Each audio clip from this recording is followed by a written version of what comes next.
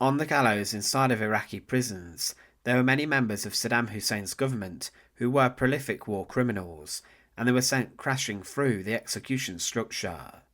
Following the US-led invasion of Iraq, there was a hunt for members of Saddam's government, and even playing cards were issued to help the invading forces capture them and then bring them to justice. Saddam Hussein, the dictator himself, would later be seized, and he was eventually executed, but alongside him, notorious figures such as Chemical Ali and Saddam's deranged vice president, who proposed a duel between Saddam and George Bush, were condemned to death. In this documentary compilation, we look at the fates of Saddam and his henchmen, who were executed inside of their own lands, inside their own prisons. To support our channel, please make sure to subscribe. Between July and December 2003, Task Force 121 conducted 12 raids to find Saddam Hussein, which were unsuccessful, and 600 other operations were carried out against other targets. These were then interrogated, and on the 1st of December 2003, a former driver of Saddam's mentioned Mohammed Ibrahim Omar al-Muslit as Saddam's right-hand man. He was known as a Fat Man, and over the next 2 weeks, 40 members of his family were interrogated to find out where he was. But then on the 12th of December, a raid on a house in Baghdad captured Omar. He then revealed the location where Saddam could be found, and further intelligence was gathered that pinpointed Saddam Hussein's location to a remote farm location south of Tikrit. The operation to snatch Saddam, Operation Red Dawn, was launched, and 2 site names, Wolverine 1 and Wolverine 2, were to be investigated. There were around 600 soldiers involved in the mission, including even cavalry and artillery. The forces at first cleared the 2 objectives, but Saddam could not be found. But as the soldiers were finishing up their investigation, one of them kicked a piece of flooring to the side. In doing this, he exposed a spider hole and a tiny hole in the ground, and he was ready to throw a grenade inside of it, in case it led to a tunnel system containing hostile forces. But as he was about to do this, Saddam Hussein appeared, and then the soldier struck him with the butt of his M4 carbine and disarmed Saddam of his Glock pistol.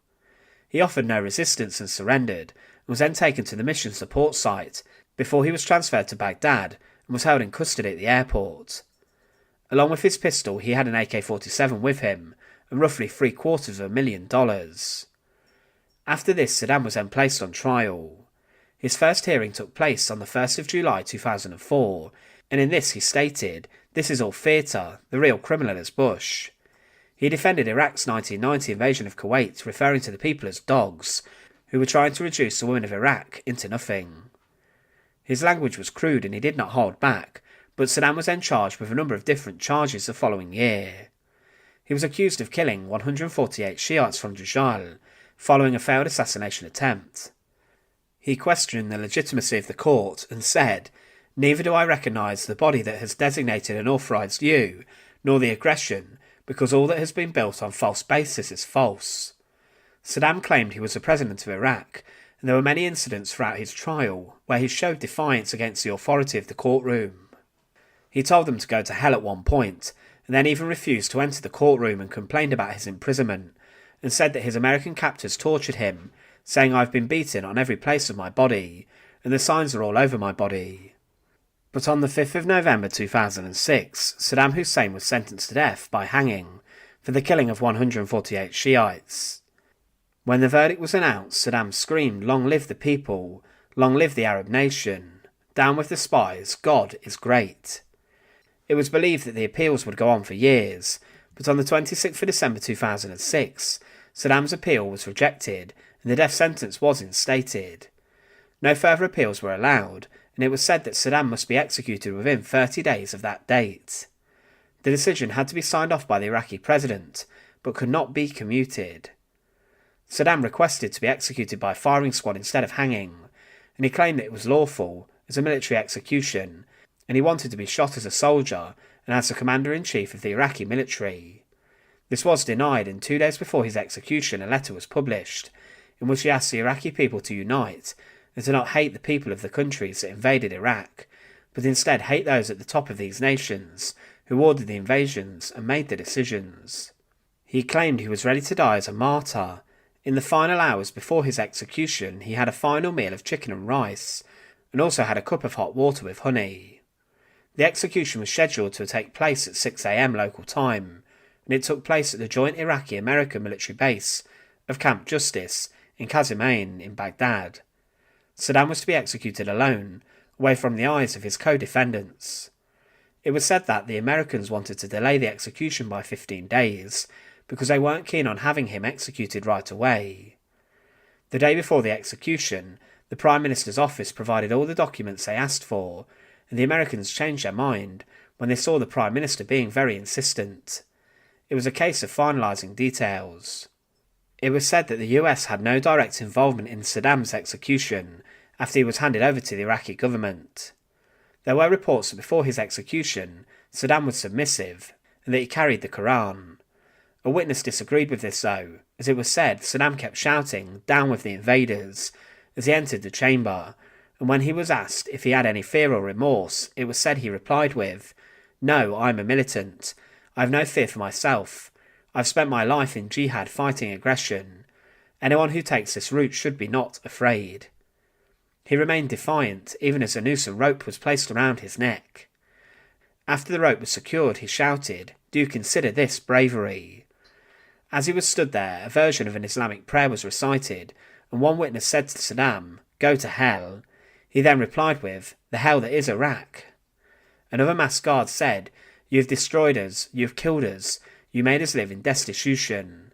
And Saddam replied with, "I have saved you from destitution and misery, and destroyed your enemies, the Persians and Americans." But then the deputy prosecutor tried to bring proceedings to a calm, saying, "Please stop, this man is facing an execution."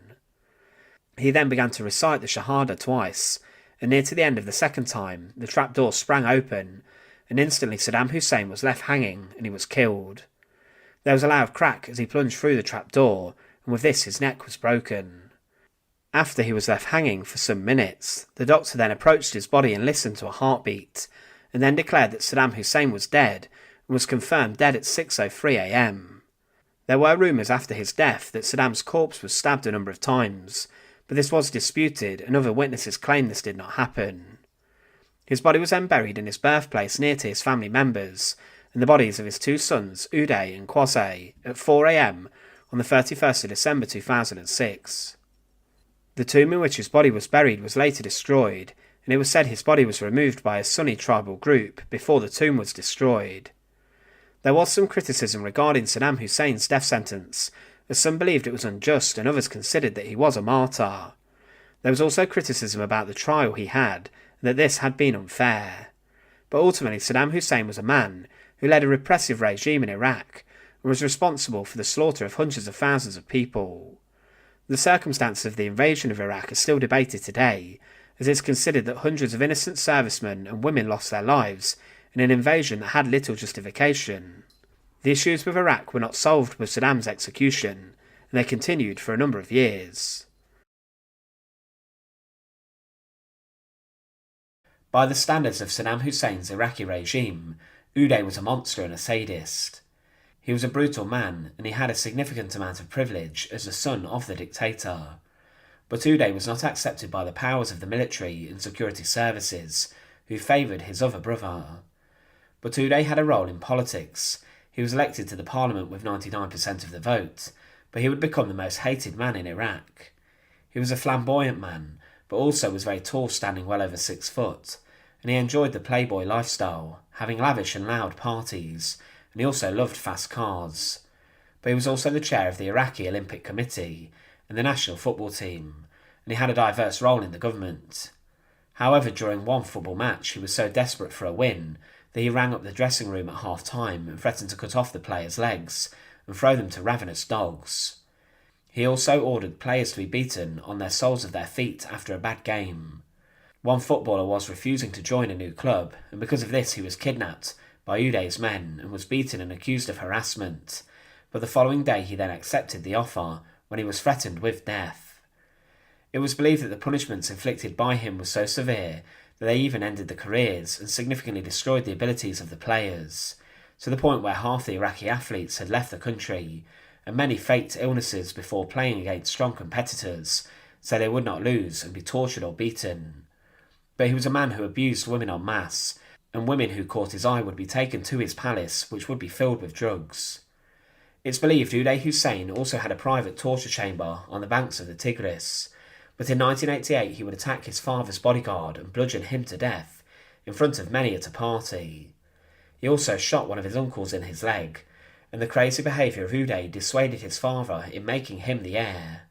He also had a number of failed marriages, and he would treat these wives awfully. He was in 1996 attacked when gunmen opened fire on his red Porsche in the middle of Baghdad, and this left Uday permanently struggling with his mobility. But he was a man who murdered many more, and it's believed he even used an Iron Maiden torture device on people. Many would allege that Saddam was even more humane than Uday was. He stole over 1,000 luxury cars. If army officers did not salute him, then he would execute and murder them instantly. But at parties he was known for firing his AK-47 indiscriminately when he felt like it. Uday would also get a body double, as these men were known as bullet catchers, and his number 2 would be a man in his former class who was serving in the army. This man had no wish to be a body double for one of the most hated men in Iraq, but he had no choice in the matter at all.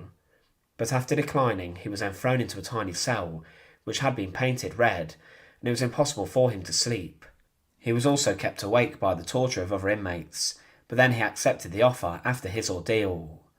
But following the American invasion of Iraq, Uday Hussein was the second most wanted person behind his father, and the Americans would eventually catch up with him. Saddam's closest aide and secretary had been captured, and he told American authorities that Saddam's sons had tried to go to Syria, but they were then turned back. They tried again to consider leaving Iraq, and at this time it was not possible.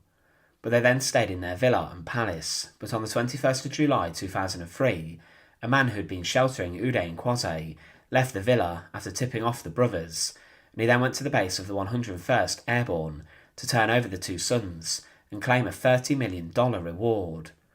It was said, "This man was nervous. I could tell more nervous than anyone else I'd been dealing with. Yet he had the confidence in what he said, more than most people." This man gave the exact locations and also described their daily habits and routines. On the morning of the 22nd of July 2003, Task Force 20, along with soldiers of the US 101st Airborne Division, surrounded Uday and Kwase's home in the city of Mosul. Uday was the Ace of Hearts on the most wanted playing cards, and the soldiers then tried to capture the inhabitants of the house. Around 200 American soldiers surrounded and fired upon the settlement. In the firefight, Uday was killed. It took 4 hours for the US soldiers to enter the house, and they then inside found 4 bodies. The soldiers had tried to enter the house 3 times, but the brothers were firing from a bathroom in the front of the building. They even threw grenades at the advancing Americans too. They then bombed the house and fired a number of missiles. It's believed that Uday was killed in the missile strike on the house, with much of the safe house being reduced to rubble. An announcement had been made for the men to come out peacefully, but then Uday fired at the Americans and the special forces did try to attack, but came under heavy fire. But it was the missiles that did the job, and later Americans confirmed through dental records that Uday Hussein was dead inside the safe house, and the informant was given $30 million for his information. Saddam, following their death, would make a statement saying, "Beloved Iraqis, your brothers Uday and Kwase and Mustafa, the son of Kwase, took a stand of faith, which pleases God, makes a friend happy, and makes an enemy angry. They stood in the arena of jihad in Mosul after a violent battle with the enemy that lasted 6 hours. The armies of aggression mobilised all types of weapons of the ground forces against them, and succeeded to harm them only when they used planes against the house which they were in. Thus they adopted a stand with which God has honoured this Hussein family, so that the present would be a continuation of the brilliant, genuine, faithful and honourable past. We thank God for what he has ordained for us, when he honoured us with their martyrdom for his sake. We ask Almighty God to satisfy them and all the righteous martyrs after they satisfied him with their faithful jihadist stand. Had Saddam Hussein had 100 children, other than Uday and Kwase, Saddam Hussein would have sacrificed them on the same path God honoured us by their martyrdom. If you had killed Uday, Kwase, Mustafa and another Mujahideen man with them, all the youths of our nation and the youths of Iraq are Uday, Kwase and Mustafa in the fields of jihad. Uday Hussein was a brutal and barbaric politician and member of government who was also the oldest son of the Iraqi dictator, who would be brought into the execution chamber himself following his capture. He was a man who was ruthless and very intimidating, and even his close friends would fear him greatly. Uday was a man who was guilty of huge scores of crimes, but in a firefight he would be killed at the hands of the American forces. Shockingly, when the Americans entered the villa, they found around $100 million worth of Iraqi currency and US dollars. After his death, he was buried in a cemetery near to his hometown alongside his brother, but he was a man who was completely brutal and barbaric, and was the most hated man in the whole of Iraq. Ali Hassan al-Majid was born around 1941 closer to Tikrit. He was a member of a clan, and his elder cousin Saddam Hussein belonged to this too. Saddam would, when he reached power, place a number of long-standing members of his clan to fill government positions. Al-Majid came from a poor tribal family, and he did not have much education, and he later served in the Iraqi army as a messenger, but he rose to power helped by his cousin. Al-Majid then became an aide to the defence minister in the 1970s, before he then became the head of the security office, and he was someone who was tasked with enforcing the laws of Saddam. Al-Majid would carry out the executions of those men who Saddam deemed were traitors, and he was a clear supporter of his cousin the dictator. He became one of the most senior and closest military advisors to Saddam, and he then led the Iraqi intelligence service and the Iraqi secret police, who would carry out large-scale arrests and the executions of people who were suspected of treason and other crimes. Under al-Majid's direct orders, the town of Dujal was raided in 1983, and hundreds of people were slaughtered, and many more were deported, and the town was then razed to the ground. He then, during the Iran-Iraq War, was given command of practically the north of the country, and he commanded over the rebellious Kurdish region of the nation. He ruthlessly and brutally put down much of the rebellions using chemical weapons on the regions such as mustard gas, and he also released nerve agents such as tabun, VX and sarin onto the people, and he then became known as Chemical Ali from this. His men then also took part in the mass killing of the Kurds, and they destroyed a huge amount of property and razed villages to the ground. It's believed that 4,000 villages had been destroyed by Ali's men, and that 180,000 Kurds were killed in the attacks, with 1.5 million deported to other lands. Following this campaign, Saddam was very happy with his cousin, and al-Majid then became the Minister of Local Government, before, following the invasion of Kuwait, becoming the military governor of the region. Inside the land he conducted more horror, as his forces looted and purged anyone who was suspected of being dissenting to the regime. He was then appointed as the Interior Minister in Saddam's government in 1991, and was later made the Defence Minister, but would fall from power in this position as he was accused of illegally smuggling grain to Iran. But Saddam remained loyal, and he was later made the commander of the south of Iraq, and he stayed in this position before the beginning of the Iraqi War. He remained in the city of Basra, and there were reports in April 2003 that al-Majid had been killed in an American airstrike. But he was a man who was being hunted, and he was listed as the 5th most wanted in Iraq, but he was captured by the Americans on the 17th of August 2003 while sheltering in Basra. In 2006, Chemical Ali was then charged with genocide and also crimes against humanity, and he would later receive a number of death sentences, but at his trial he refused to enter a plea. During the trial he was not apologetic for his actions, and he claimed that he ordered the slaughter of Kurdish villagers as they were agents, and he said that, "I am the one who gave the orders to the army to demolish villages and relocate the villagers. The army was responsible to carry out those orders. I'm not defending myself. I'm not apologising. I did not make a mistake." He was completely unrepentant for his actions, and a huge amount of evidence was produced about his crimes, including his use of chemical weapons. One piece of evidence claimed that Ali, during conversations with political officials and party officials about the use of chemical weapons, said that "I told the village heads that they might say that they like their villages, that they won't leave.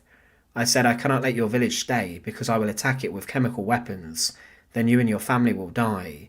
You must leave right now because I cannot tell you the same day that I am going to attack with chemical weapons.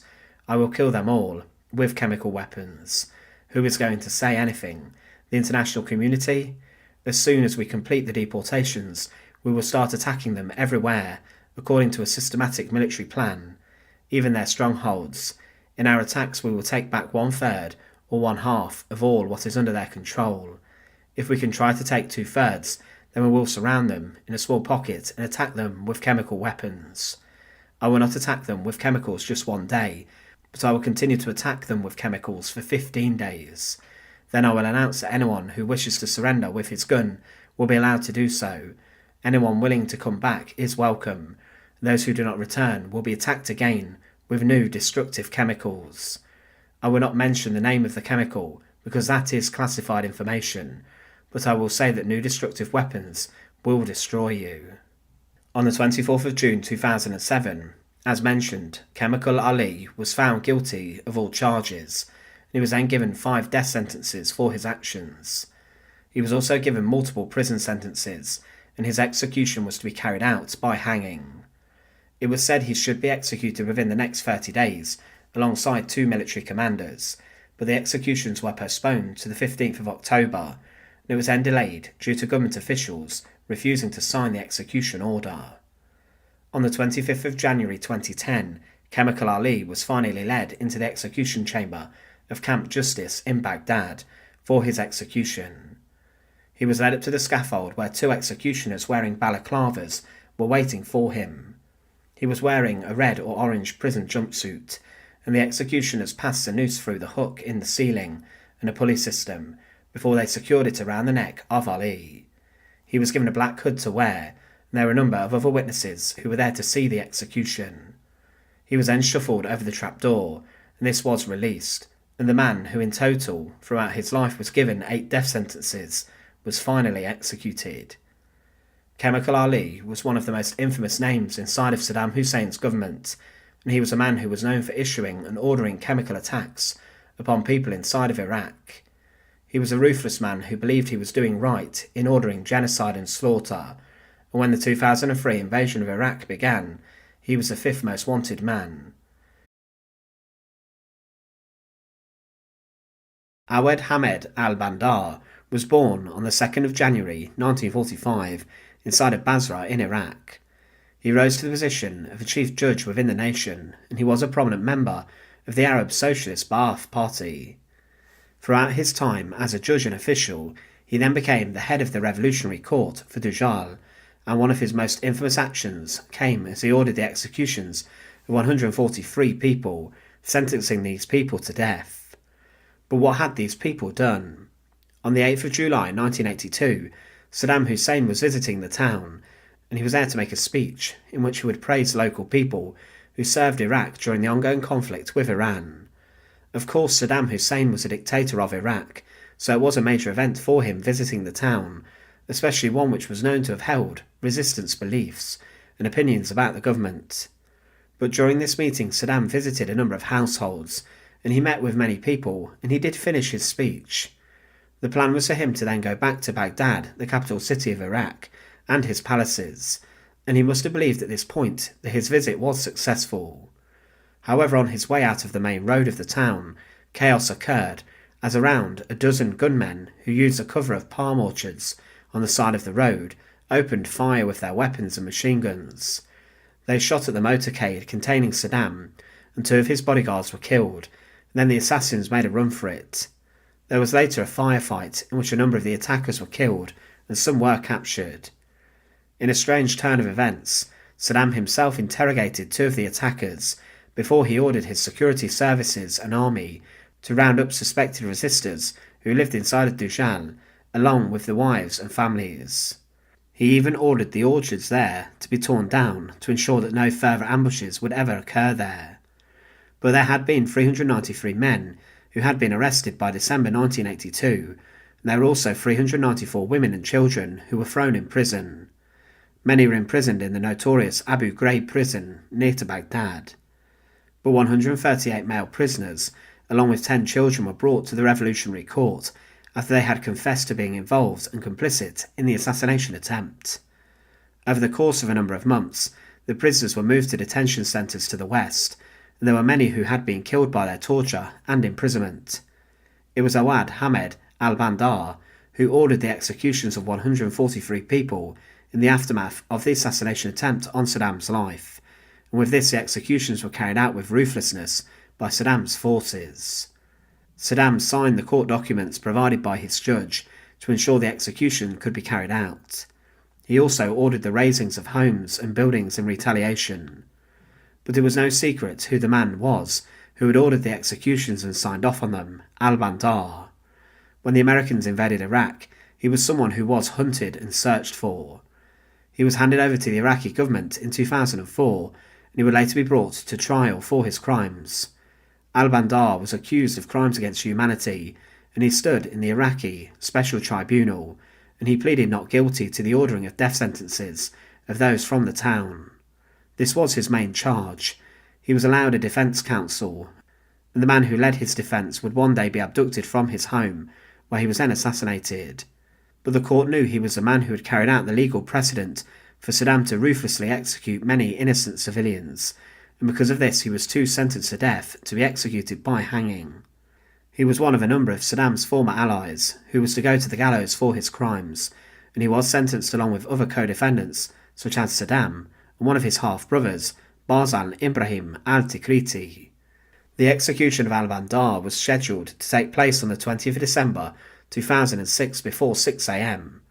It was believed that he would be hanged alongside the former dictator Saddam Hussein, but this did not occur.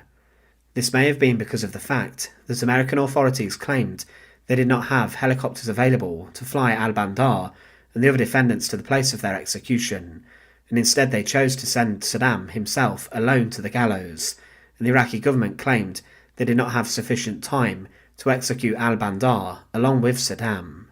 Saddam Hussein was sent to the gallows, and his execution inside of Camp Justice is one which is often debated to the amount of chaos that occurred within the execution chamber, as he was heckled by the witnesses. Saddam himself went to his execution with fire in his stomach, and he did not go down easily. But al-Bandar was then given a 2-week stay of execution, and his death sentence was initially postponed, and this was confirmed by an official statement, and this may have also been not to take the shine off the fact that Saddam was executed on that day. But on the 3rd of January 2007, preparations were allegedly underway to execute Saddam's half-brother, Tikriti, and also al-Bandar, as this information was leaked to the press. But the information claimed that the execution would take place on the 4th of January, the following day, but it did not occur until the 15th of January. Al-Bandar and Tikriti, Saddam's half-brother, were led into the execution chamber of Camp Justice.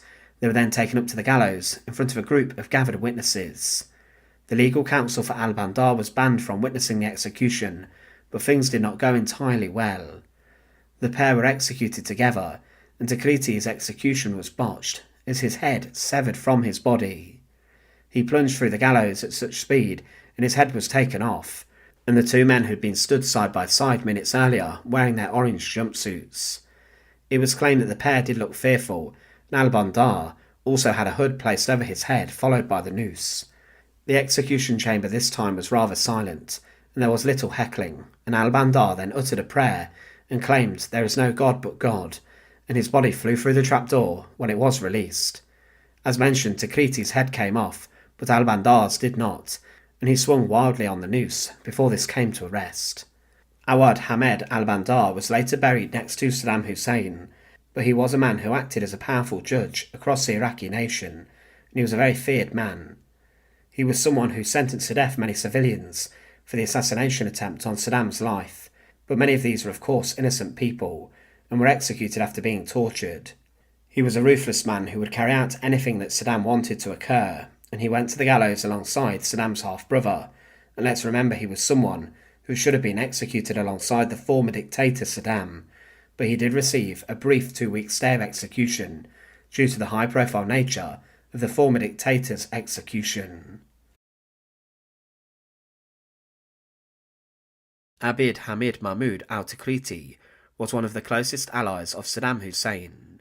He was a distant cousin of Saddam, like many members of his government were, and he has been referred to as Saddam's right-hand man. He was born in September 1957 inside of Baghdad within Iraq, and he began a career inside of the military as a non-commissioned officer. It was expected at the time that most men served inside of the army, and Mahmoud rose throughout the different ranks to become a lieutenant general. He then was invited to become part of Saddam Hussein, the Iraqi dictator's personal bodyguard detachment. In this, he would control the security of the dictator, a man who would face a number of assassination attempts throughout his life. Saddam ran a regime of persecution and suffering, and he committed horrific crimes and genocide during his time in control, but Mahmoud continued to rise throughout the favour of his distant cousin, the dictator of Iraq. In comparison to other historical figures, Abd Hamid Mahmoud was almost like Martin Bormann, Hitler's private secretary. He was the man who acted as the gatekeeper to the dictator, and he controlled who saw Saddam, who had a meeting with him, and who he spent his time with. He was also the man in charge of the people who were refused access to Saddam. He was in constant contact with Saddam, and he was by his side all of the time. He was obviously a very trusted man, and was also placed in charge, alongside Saddam's son, Qasem, of being the leaders of the Iraqi Special Security Organization. This group was the most powerful security agency of Saddam, and it was responsible for the personal security of high-ranking government officials. The agency provided essential security to the dictator's regime, and they also undertook intelligence and were given special powers. They were given the authority to abduct people, murder, and also torture and intimidate, and this was all done on the orders of the dictator and Mahmoud. It was a criminal organisation, and the Iraqi Special Security Organisation was known for many terrible crimes. Mahmoud, as well as this, was known to have directed matters of state, and he handed down many of the regime's repressive orders, and he was, it's believed, also authorised to deploy weapons of mass destruction, should this have come to it. Others have claimed that he was the second in command behind Saddam, and that he was one of the only people who the dictator fully trusted and never questioned, and he was always by the dictator's side. The US invasion of Iraq is of course still debated today, and is seen as a very controversial move and attack, and as mentioned, the American army gave out playing cards of the most wanted to help soldiers identify targets should they have to capture them.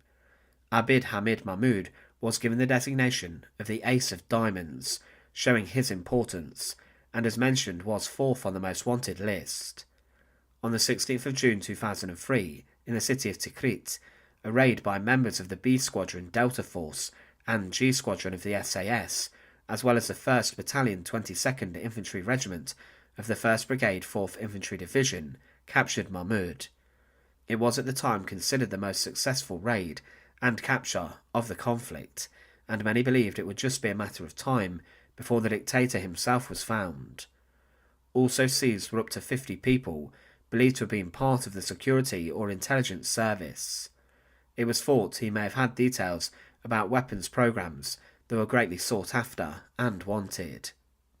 The Americans wanted Mahmoud to be tried for war crimes and crimes against humanity for his activities associated in the most senior positions within Saddam's regime. Also found in the raid were millions of dollars in cash and jewellery stuffed in farmhouses. He was then subjected to a significant amount of interrogation, and the American forces wanted him to reveal everything about Saddam and his dictatorship, and also about weapons of mass destruction. It's not known entirely what he told, and he didn't know where the dictator was hiding out. But on the 29th of April 2008, Mahmoud was brought to trial.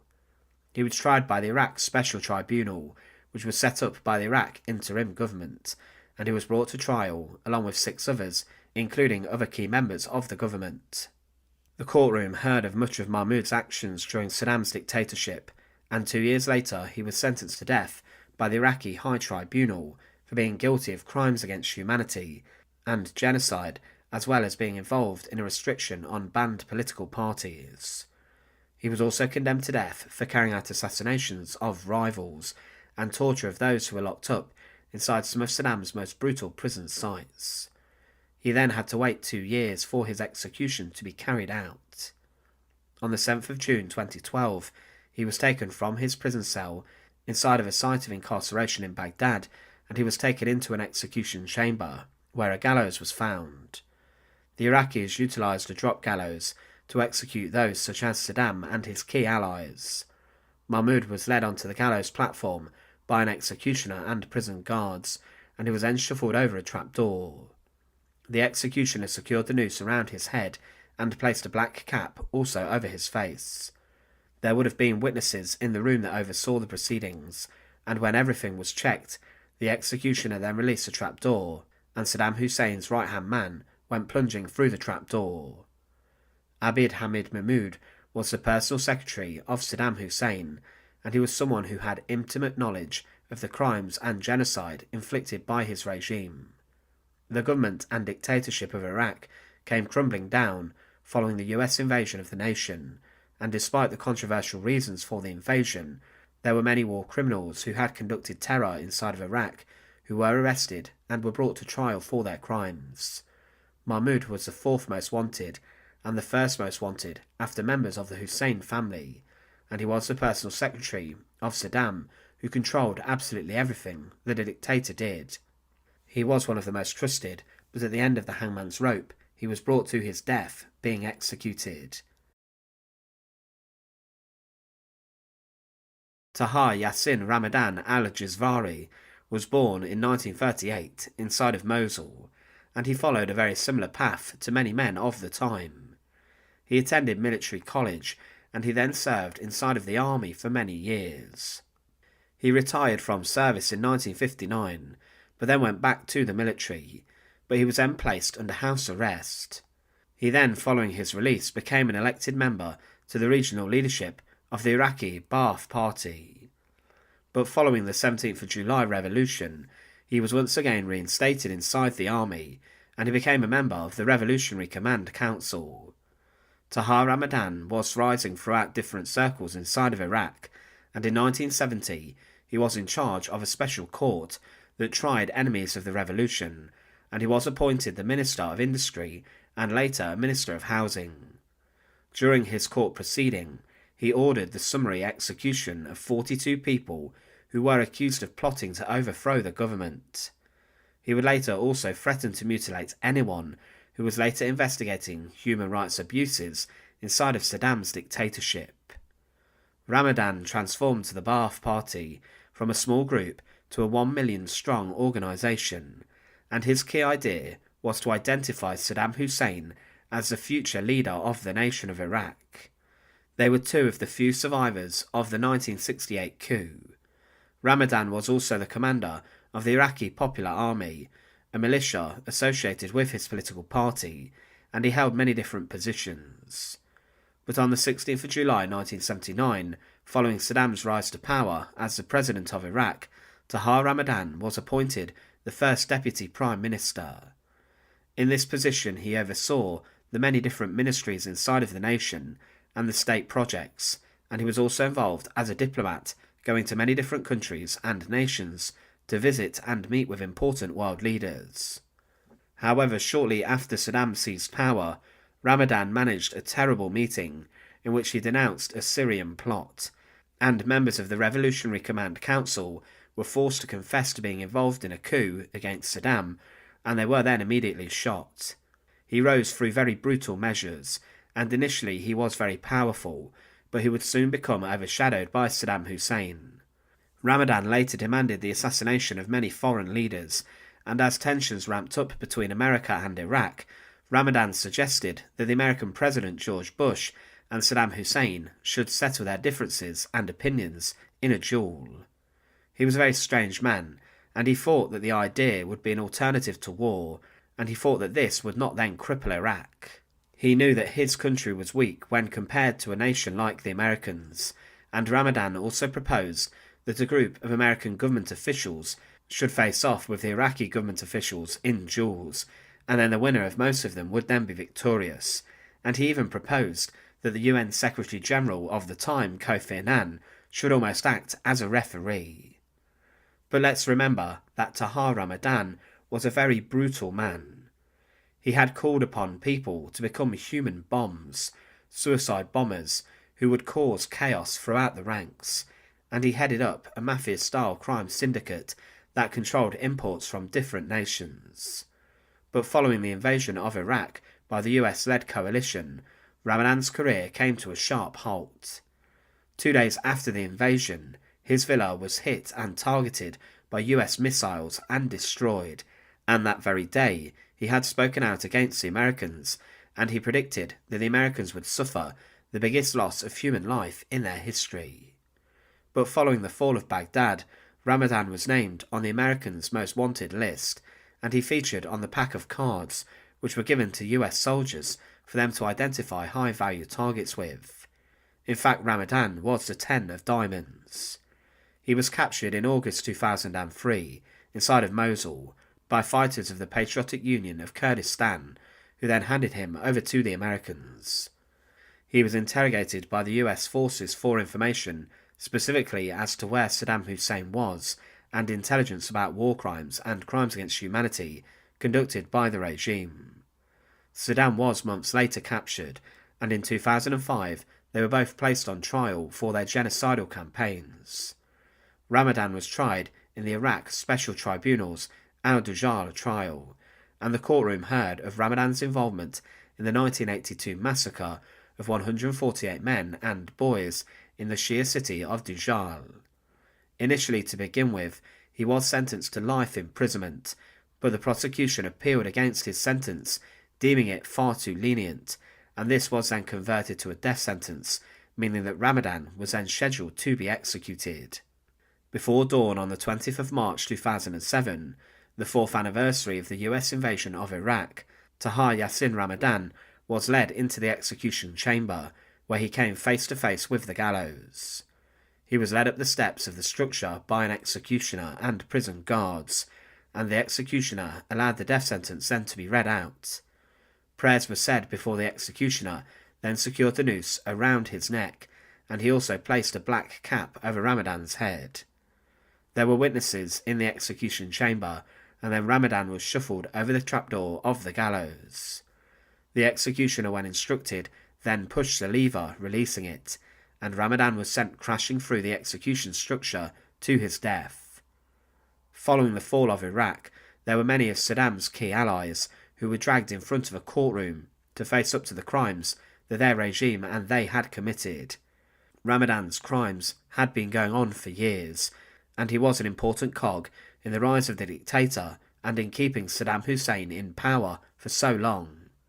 He was a strange man, someone who requested that the President of the United States face Saddam Hussein in a duel, presumably to the death, to see who was right or to prevent a larger conflict. He was, like a number of war criminals, brought to the gallows for his crimes, and he was executed inside his homelands of Iraq. Thanks for watching.